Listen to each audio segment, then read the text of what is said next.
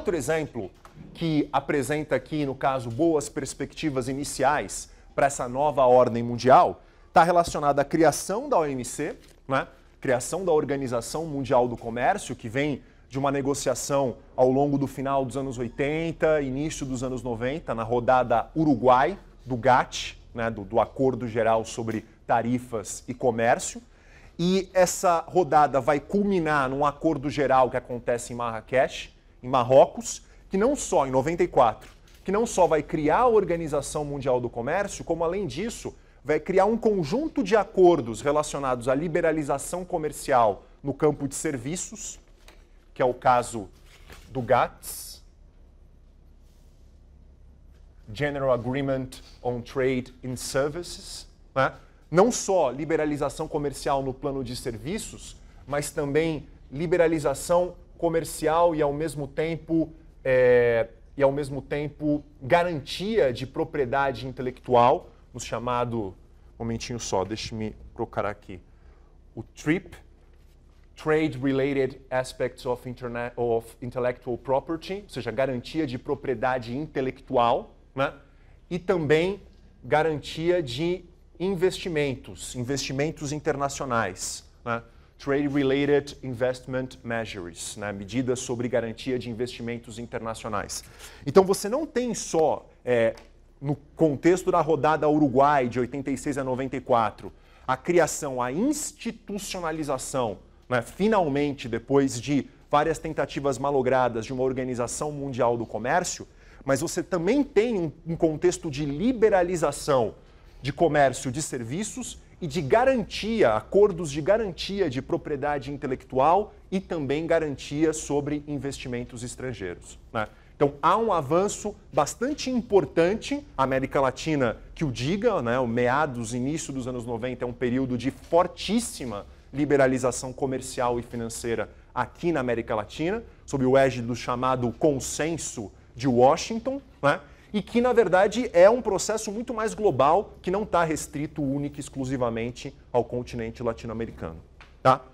Um último exemplo que eu gostaria de trazer aqui para vocês, sobre essas boas perspectivas iniciais, né, comentadas como sendo boas perspectivas iniciais, tem a ver com a questão da contenção ou a resolução de conflitos históricos, né? Como eu disse, a questão da hegemonia norte-americana poder contribuir para diminuir ou controlar ou até mesmo resolver conflitos que vinham de décadas. E isso ocorre. Há conflitos históricos importantes que nos anos 90 ou são solucionados ou são contidos, mesmo que posteriormente essa contenção mostre-se malograda, como é um caso famoso que a gente vai analisar daqui a pouquinho. Mas antes vamos falar de casos bem-sucedidos, né? O caso, por exemplo, do fim do apartheid, evidentemente algo relacionado ao fim da Guerra Fria, devido ao apoio que os Estados Unidos dava para o regime discricionário da África do Sul, né? O caso do fim do conflito na Irlanda do Norte, esse é um outro exemplo bem-sucedido que está relacionado a esse contexto, né, da chamada nova ordem mundial. Mas talvez o exemplo mais importante e que não foi um conflito resolvido, ele suscitou muitas esperanças, mas de fato não chegou a ser resolvido, é o caso do conflito palestino-israelense, né? Vocês sabem que no início dos anos 90 ocorrem vários acordos e um processo de negociação muito intensa entre Israel e Palestina, que vai culminar nos chamados acordos de Oslo, de 93 e 94. Acordos de Oslo que são claramente patrocinados, né, e incentivados pelo governo norte-americano, em particular pelo governo Clinton, né, mas que a gente sabe que, infelizmente, acabaram não gerando frutos de longo prazo. Mas o que importa para nós aqui é entender esse contexto do início dos anos 90, porque suscitou, né, muitas esperanças de que os acordos de Oslo pudessem ser um primeiro passo, mesmo que ainda tímido para muitos, mas um primeiro passo para uma resolução efetiva do conflito palestino-israelense. Eu queria falar algumas palavrinhas sobre os acordos de Oslo, né? Só para lembrá-los, eu imagino que vocês sabem, mas apenas para lembrá-los o que foi garantido e o que não foi garantido nesses acordos. Tem duas coisas muito importantes que os acordos garantem para os palestinos. Primeiro, um autogoverno, ou seja, o direito de um autogoverno. Cria-se, surge nesse contexto a Autoridade Nacional Palestina. Mais do que o direito a um autogoverno, o início de um processo de territorialização, ou seja, de territorialidade do Estado palestino. Mesmo que essa territorialidade seja uma territorialidade muito diferente do acordo de partilha, muito diferente não, mas diferente, né, do acordo de partilha que havia sido aprovado pela ONU no final dos anos 40. Mas nos acordos de Oslo, Cisjordânia e Gaza formariam, né, o território desse futuro Estado palestino que gradualmente ou gradativamente se transformaria em realidade. Uma outra coisa importante que Oslo garante é um cronograma de desocupação dessas áreas do território palestino. Ou seja, Gaza e Cisjordânia seriam gradativamente desocupados por Israel ou desmilitarizados pelo exército de Israel. E outra coisa muito importante era a garantia de Israel de não continuar a criar colônias judaicas, sobretudo nessas áreas do Estado palestino, tanto em Gaza quanto em Cisjordânia. É óbvio, como eu disse, que Oslo deixa várias arestas, deixa várias questões em aberto. As questões mais controversas entre palestinos e israelenses mantêm-se abertas em Oslo. Vou citar alguns casos que são os mais clássicos. O status de Jerusalém fica em aberto, né, que é um problema muito sério. O status de Jerusalém seria processo de negociação posterior. A questão das colônias judias já criadas em Gaza e na Cisjordânia, ou seja, Oslo supostamente garante o fim do processo de criação de novas colônias, mas havia várias colônias já criadas. O status dessas colônias é algo que seria discutido posteriormente, negociado posteriormente. E, por fim, uma outra questão muito sensível, que não é negociada em Oslo, é a questão dos refugiados palestinos. Vocês sabem que há centenas de milhares de refugiados palestinos em vários países, sobretudo da região do Oriente Médio. Jordânia, Egito, Síria, Líbano e assim consecutivamente. A questão é, esses refugiados que, desde o início do processo de expulsão dos palestinos, lá nos anos 40 até os anos 90, eles poderiam retornar para esse Estado palestino que seria criado, tendo Cisjordânia e Gaza como suas bases territoriais principais? Eles poderiam retornar, sim ou não? Essa é outra questão que também fica em aberto. Tá? Mas, de uma forma ou de outra, o exemplo dos acordos de Oslo é interessante para mostrar essa nova era, ou pelo menos um exemplo de um bom início, de bons primeiros passos dessa chamada nova ordem mundial. Bom, essa seria a primeira parte da nossa discussão. Pensar as bases da nova ordem e pensar alguns exemplos de passos bem-sucedidos nesse sentido. Agora a gente migra para a segunda parte da nossa discussão, que é a parte que eu vou falar um pouquinho mais, né? Pensar processos históricos. Eu não vou, evidentemente, ser exaustivo, eu vou levantar algumas questões, mas pensar processos históricos que minaram ou que enfraqueceram essa nova ordem ao longo dos anos 90 e primeiras décadas do século XXI. Eu queria chamar a atenção de vocês para 3 processos que me parecem importantes. Tá? Como eu disse, longe de serem os únicos, mas certamente sem olhar para esses processos, a gente não vai conseguir compreender o enfraquecimento ou até, para alguns, o fim dessa nova ordem mundial bushiniana. O primeiro é a questão de conflitos étnicos, os vários conflitos étnicos e a negligência da comunidade internacional, ou mesmo paralisia, alguns autores utilizam esse termo, com relação a esses conflitos que ocorrem, né? Além disso, a questão do islamismo político, e não só do islamismo político, mas do jihadismo internacional. De que maneira o islamismo político e o jihadismo internacional minam, enfraquecem essa nova ordem, né, do final da Guerra Fria. E, por último, a questão do declínio econômico relativo dos Estados Unidos. Estou pensando aqui, sobretudo, a ascensão de economias emergentes, em particular, o caso da ascensão da economia chinesa.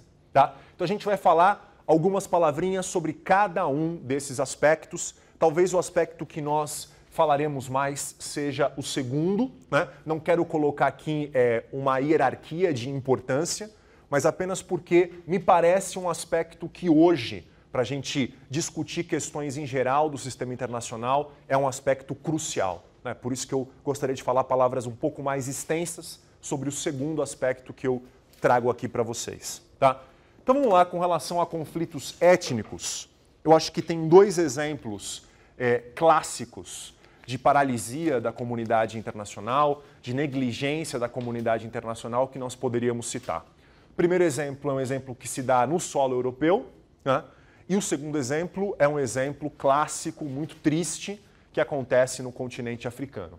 O caso da dissolução da Iugoslávia, né? Sobretudo o caso da Bósnia, o caso da Guerra da Bósnia. Não é exclusivo, né? A gente tem problemas também em Croácia, Eslovênia, Kosovo no final dos anos 90, mas Guerra da Bósnia é um dos exemplos que nós poderíamos citar de desrespeitos a direitos humanos, limpeza étnica, seríssimos que acontecem ali na Península Balcânica nos anos 90. E o caso de Ruanda, né? O caso de Ruanda, um exemplo clássico também de paralisia, de negligência da comunidade internacional.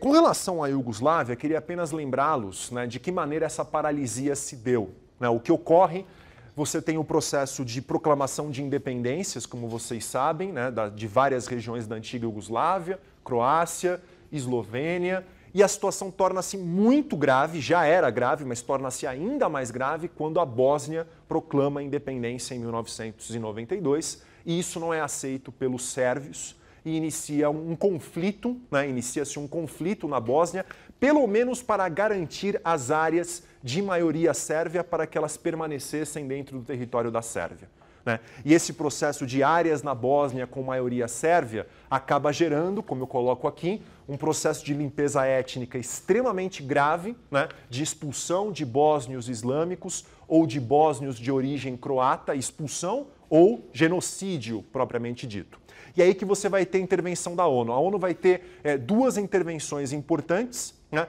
A primeira é de garantir as chamadas áreas seguras dentro da Bósnia. São aprovadas várias resoluções garantindo que áreas de bósnios islâmicos seriam áreas que os sérvios não poderiam atacar e, portanto, deveriam respeitar a neutralidade daquelas áreas, majoritariamente povoadas por civis, por bósnios islâmicos civis. Sarajevo, por exemplo, é uma das áreas votadas pelo Conselho de Segurança como área segura, né?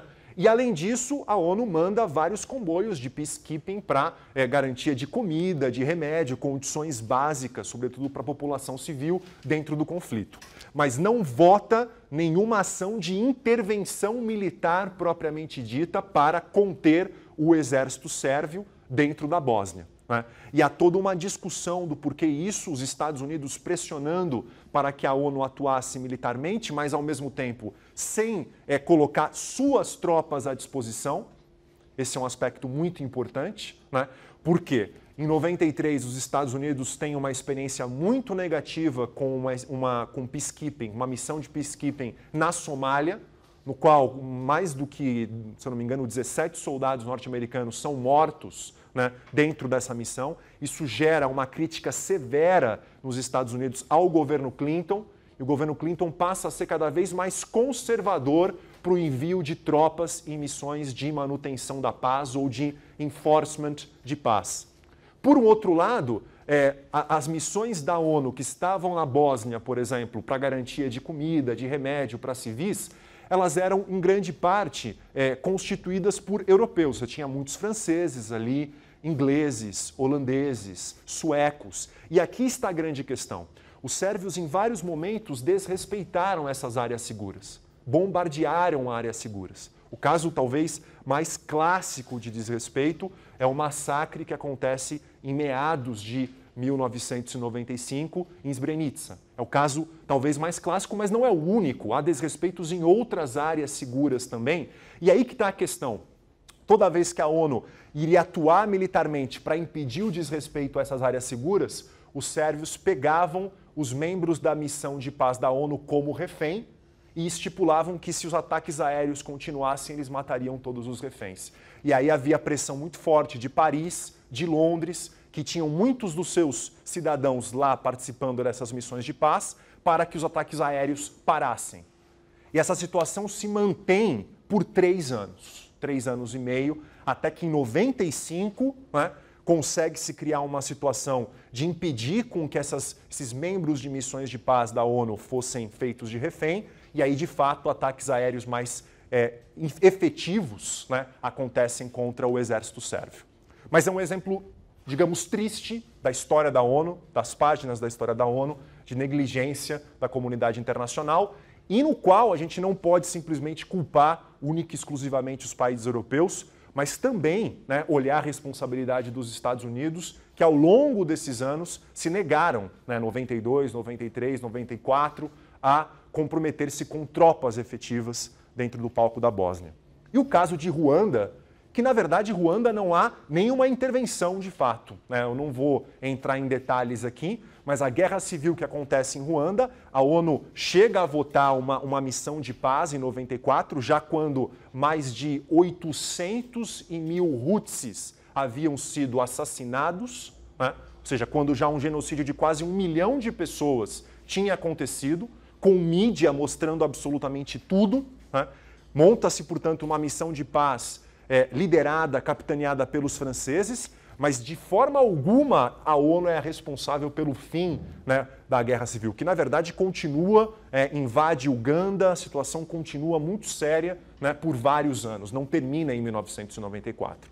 Então, esses são 2 casos que me parecem muito exemplificativos, muito ilustrativos, né, dessa negligência, dessa paralisia da comunidade internacional que deixa muito a desejar com relação à garantia de respeito a direitos humanos em várias partes do mundo.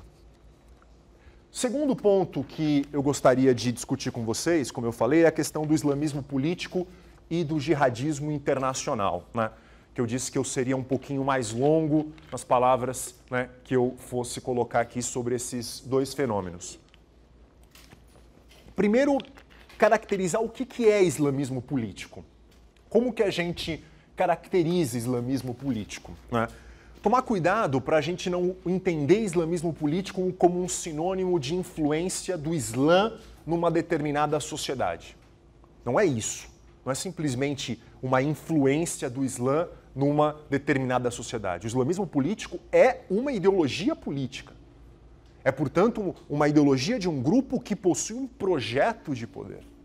Há um projeto de poder por detrás do islamismo político, tá? E que projeto de poder é esse? Qual é o projeto que está por detrás do islamismo político? A criação de um Estado Islâmico. Criação de um Estado Islâmico, ou seja, de um Estado não secular, de um Estado estruturado pela Sharia islâmica, pela lei islâmica.